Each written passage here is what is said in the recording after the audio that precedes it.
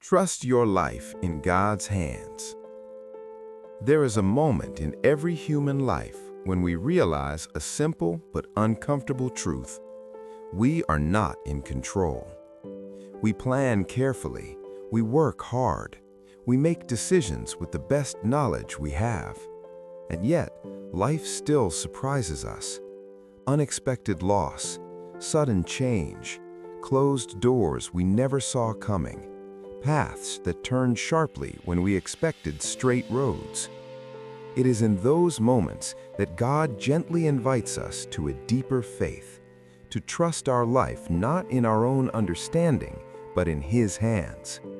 The Bible reminds us in Proverbs 3:5-6, "Trust in the Lord with all your heart, and lean not on your own understanding. In all your ways submit to Him, and He will make your paths straight." This is not just advice, it is an invitation to freedom. 1. Why trusting God is hard. Trusting God is not difficult because He is unfaithful. It is difficult because we want control.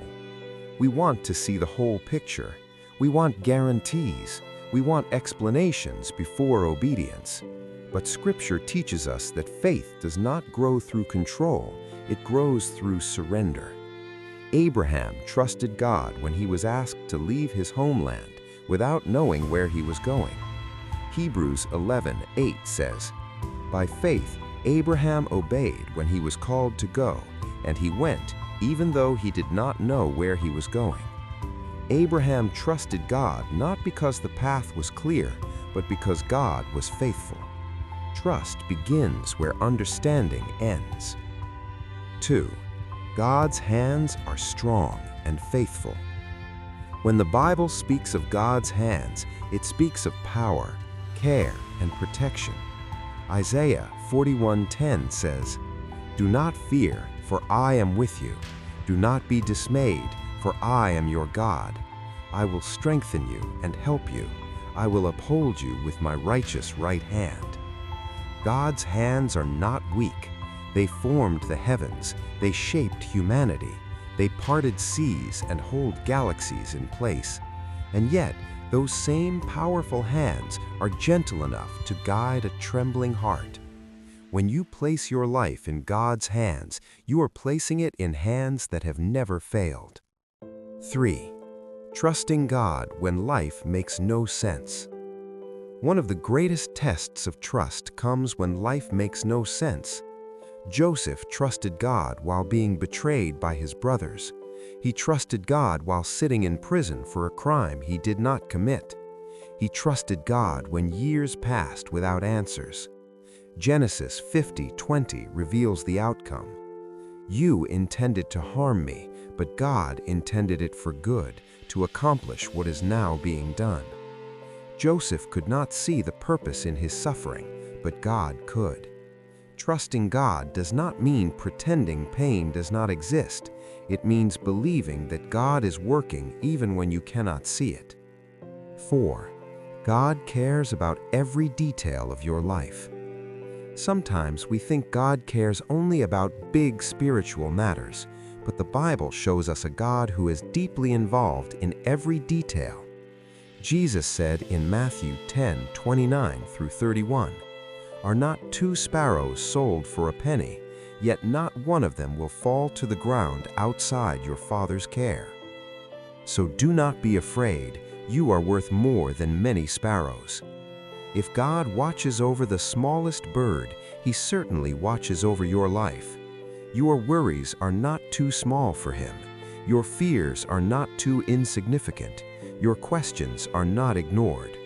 Trusting your life in God's hands means believing that nothing about you is invisible to Him. 5. Letting go of anxiety through trust. Anxiety grows when trust is absent. Jesus addressed this directly when He said, "Do not worry about tomorrow, for tomorrow will worry about itself." Matthew 6:34. Worry pulls tomorrow's problems into today.